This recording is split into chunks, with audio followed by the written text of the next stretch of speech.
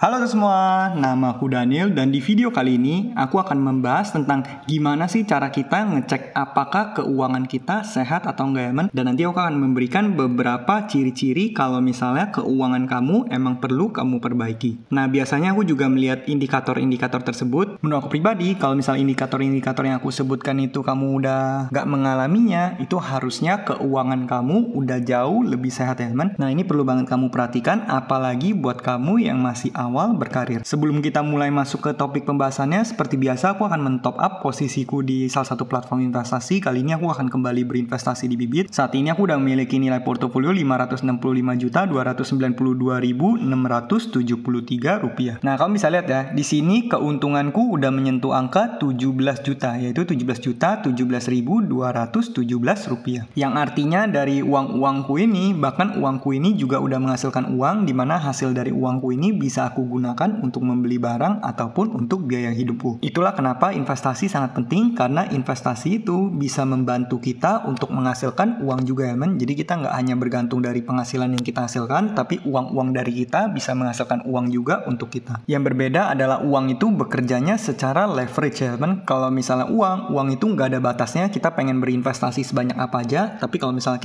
kita bekerja itu ada batasnya. Satu hari kita hanya bisa menukarkan 24 jam waktu kita. Itu pun nanti belum lagi dipotong untuk commute, untuk makan, mandi, dan tidur, dan sebagainya. Jadi kita hanya bisa bekerja beberapa jam dalam satu hari. Sedangkan uang ini akan bekerja terus tanpa mengenal lelah.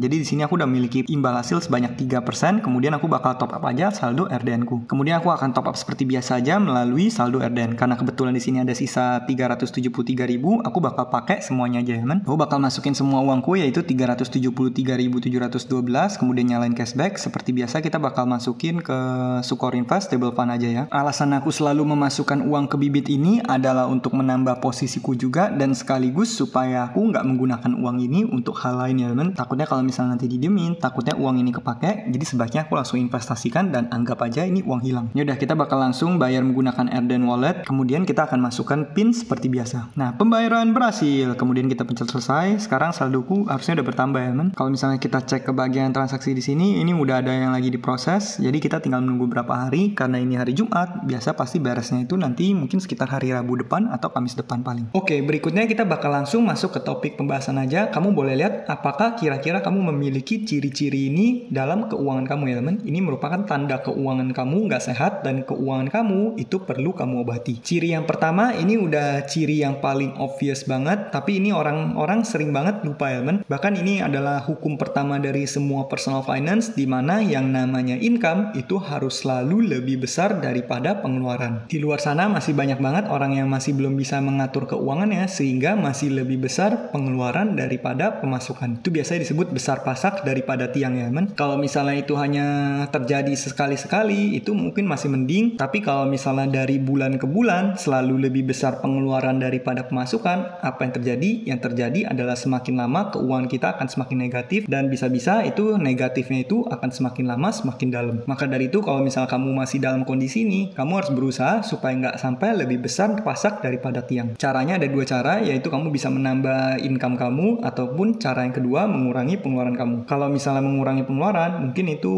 hanya terbatas sampai di titik tertentu, kamu udah nggak bisa ngurangin pengeluaran lagi. Sedangkan kalau misalnya kamu nambah income, itu bakal bisa bertambah terus-menerus ya teman. Apalagi kalau misalnya kamu membangun lebih dari satu sumber penghasilan. Poin berikutnya adalah nggak punya rencana keuangan untuk masa depan. Nah, jadi dalam kamu mencapai goal-goal keuangan kamu, itu kamu harus benar-benar memiliki rencana keuangan. Contohnya kamu pengen mencapai berapa ratus juta dalam berapa tahun lagi. Nah, kamu harus melakukan perhitungannya. Kira-kira setiap bulan berapa uang yang harus kamu investasikan. Kira-kira kalau misalnya kamu mendapatkan return 1 tahun itu berapa persen. Kamu top up rutin secara bulanan. Kemudian kamu kalkulasiin menggunakan kalkulator compound interest. Kamu lihat secara compounding apakah nanti danamu itu bisa bertumbuh dan akhirnya dana kamu itu bisa mencapai goal kamu dalam beberapa saat ke depan. Kemudian kalau misalnya masih belum bisa mencapai, ya kamu bisa melakukan beberapa adjustment ya teman. Contohnya dengan menambah top up yang kamu lakukan setiap bulannya, atau misalnya kamu meningkatkan return hasil investasi. Tapi kalau return investasi itu biasanya sangat di luar kontrol kita. Kalau misalnya mau meningkat pun biasanya seringkali risknya itu bisa semakin besar ya teman. Kecuali kamu benar-benar mengerti apa yang kamu investasikan, atau kamu emang punya skill di sana ya teman. Contohnya kalau misalnya kamu jago berinvestasi saham atau properti, kamu bisa meleverage pengetahuanmu itu untuk mencetak hak return yang lebih besar. Tapi most of the case biasanya hal tersebut hal yang sangat sulit, jadi lebih mudah untuk kita top up lebih banyak. Tapi untuk bisa men-top up lebih banyak, otomatis kita perlu memiliki gap antara income sama expense yang lebih besar ya kan. Maka dari itu kamu berusaha untuk gimana caranya membuat income sama expense kamu selisihnya semakin besar. Aku pribadi yang aku lakukan adalah aku membangun sumber penghasilan ganda. Jadi aku selain bekerja di salah satu perusahaan yang ada di luar negeri, aku juga berusaha untuk membangun side hustle, membangun channel YouTube, misalnya mendapatkan uang dari endorse, kemudian mendapatkan job-job menjadi pembicara, kemudian juga mendapatkan bonus dari referral, terus ada juga hasil-hasil dari investasiku yang menghasilkan uang. Jadi aku membangun lebih dari satu sumber penghasilan supaya lebih ada gap antara income dan expense, sehingga uang tersebut bisa aku sisihkan untuk berinvestasi lagi. Jadi di sini poinnya adalah kamu harus coba hitung kira-kira dengan uang yang kamu investasikan setiap bulan itu nanti bisa mencapai atau enggak. Kalau misalnya masih belum mencapai pun, ya kamu bisa coba untuk mungkin kamu perpanjang dulu aja goalnya, kamu mundurin dikit goalnya men. Yang awalnya mungkin kamu pengen beli rumah dalam 2 tahun, ya mungkin kamu bisa undur jadi 3 tahun atau 4 tahun, mungkin itu akan lebih doable dan lebih mudah. Yang penting konsistensinya.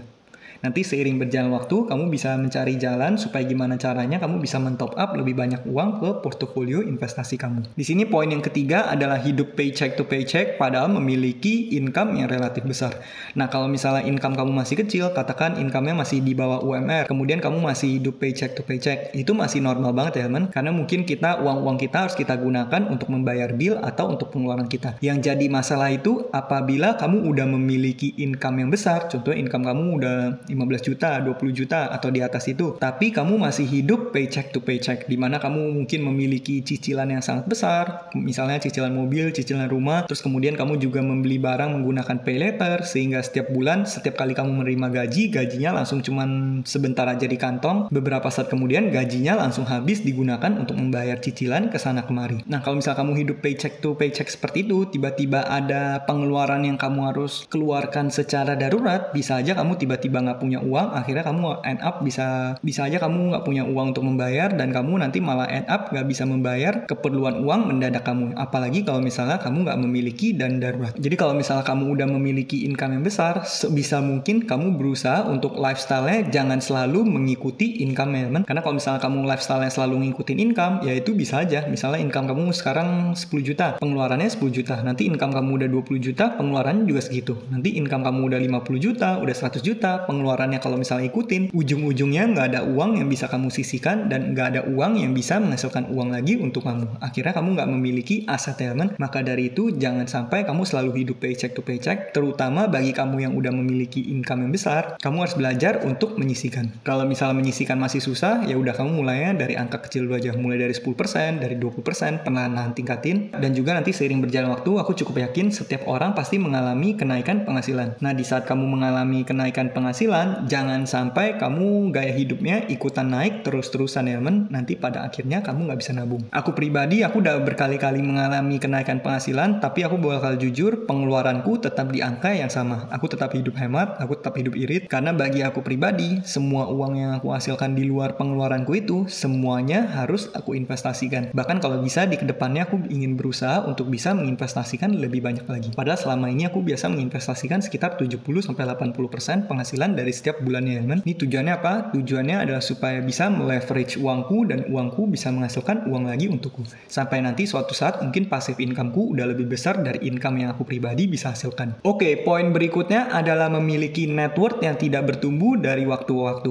Inilah kenapa alasan aku sering banget untuk minta teman-teman untuk kalau bisa setiap beberapa saat kamu ngecek net worth kamu ya teman. Kalau misalnya kamu bingung net worth itu apa, net worth itu adalah kekayaan bersih atau rumusnya itu adalah tinggal aset kamu, semua yang kamu miliki, semua aset kamu dikurangi semua hutang kamu atau semua liabilitas kamu. Dari sana kamu bisa lihat kira-kira aset bersih kamu berapa dan kamu bisa cek setiap waktu apakah aset kamu itu bertumbuh atau enggak. Karena yang namanya seorang manusia, kita pasti pengen ada perbaikan hidup dari waktu ke waktu. Jadi kita pasti mau semakin lama kita semakin kaya, memiliki net worth yang semakin besar dan bertumbuh dari waktu ke waktu. Dan semakin besar net worth kamu, otomatis akan lebih mudah lagi bagi kamu untuk menghasilkan lebih banyak uang. Karena kamu nanti bakal terekspos dengan lebih banyak peluang, terus juga kamu bisa menghasilkan lebih banyak uang dari passive income kamu. Maka dari itu, pastikan dari waktu ke waktu kamu lakukan tracking terhadap network kamu ya teman. Aku pribadi, aku melakukan tracking itu setiap 1 bulan sekali. Tapi kalau misalnya bagi kamu mungkin ngehitung semua aset kamu itu ribet, ya mungkin kamu lakukan lebih jarang juga nggak apa-apa. Mungkin katakan setiap 3 bulan sekali, setiap 6 bulan sekali. Aku pribadi setiap bulan aku tahu berapa pertumbuhan dari asetku ya teman. Jadi kalau misalnya nanti tiba-tiba ada beberapa bulan yang mungkin asetnya nggak bertumbuh signifikan atau pertumbuhannya beda, mungkin aku bisa kira-kira track apa aja yang salah dari bulan ini, pengeluaranku yang besar di mana, kemudian incomeku apakah ada yang mengalami penurunan, dan nanti aku bisa adjust dari waktu ke waktu. Kalau misalnya kamu sulit, ya mungkin kamu lakukan setiap 6 bulan atau setiap 1 tahun juga nggak apa-apa ya men. Yang penting kamu melakukannya secara rutin. Oke, poin terakhir adalah tidak mandiri secara keuangan. Nah ini yang benar-benar aku tekenin juga, yaitu kita harus mandiri secara keuangan. Bagi kamu yang mungkin masih katakan di usia SMA atau misalnya di kuliah, mungkin kamu boleh coba untuk gimana caranya kamu ngasilin uang dulu supaya paling nggak kamu nggak bergantung sama orang tua kamu ya teman. Itu adalah hal pribadi yang aku lakukan juga. Dulu pas aku kuliah aku berusaha untuk gimana ngasilin uang supaya paling nggak bisa ngeringanin beban orang tua. Sampai waktu itu aku bisa bayar rentku sendiri di luar negeri ya teman. Padahal rent itu cukup besar. Dan dari sana baru mulai ada peluang-peluang lain yang datang ke aku dan bisa menghasilkan uang lagi ya teman. Dan begitu juga kalau misalnya suatu saat nanti kamu juga jangan bergantung pada orang lain. Jadi kamu sebisa mungkin kamu menyiapkan dana pensiun kamu dari muda. Jangan sampai nanti kamu membuat anak kamu masuk ke dalam generasi sandwich dan akhirnya menyusahkan keuangan anaknya men. Aku pribadi juga gitu, aku akan menyiapkan danaku pribadi supaya nanti di masa tua aku nggak memerlukan anakku untuk merawatku pribadi, supaya aku bisa merawat diriku sendiri dengan aset-aset yang udah aku miliki dan mengenerate passive income untukku. Bahkan kalau misalnya suatu saat nanti ingin meninggalkan dunia, kita bisa mewariskan uang-uang yang udah kita miliki tersebut ke generasi-generasi setelah kita. Nah mungkin sekian aja pembahasan kita pada hari ini. Kalau misalnya kamu memiliki beberapa ciri-ciri ini dan kamu pengen memperbaiki keuangan kamu bisa lakukan itu. Yang penting kamu konsisten dan kamu komitmen ya teman. Aku percaya dengan kita punya komitmen dan konsistensi, pasti perlahan-lahan keuangan kita bisa jauh lebih baik. Nah mungkin sekian aja videoku pada kali ini. Nanti di video-video berikutnya aku juga bakal bahas gimana cara meningkatkan income dan sebagainya. Semoga video ini bermanfaat, dan akhir kata jangan lupa untuk selalu invest in yourself. Sampai jumpa di video berikutnya. Bye!